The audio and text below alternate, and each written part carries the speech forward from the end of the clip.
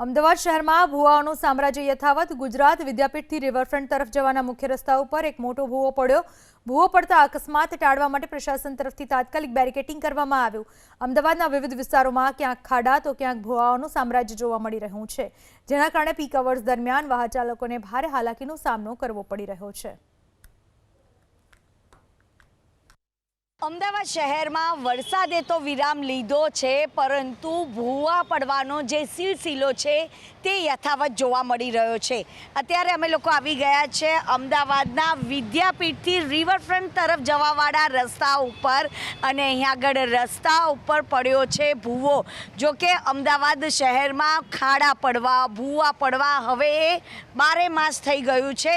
ન માત્ર ચોમાસામાં પરંતુ બારે માસ અમદાવાદ શહેરમાં ઠેર ઠેર ભૂવા પડતા હોય તો ક્યાંક ખાડા પડતા હોય છે, અને રોડ બેસી જવાની જે ઘટનાઓ હોય છે તે સામે આવે છે।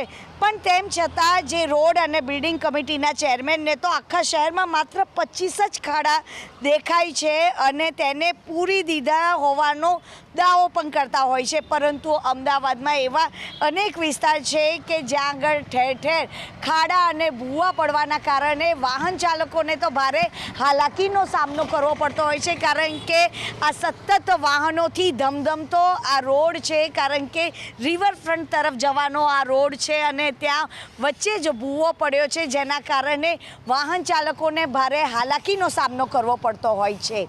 કેમેરામેન અજય પાંડે સાથે રાજલ બારોટ, ABP અસ્મિતા, અમદાવાદ।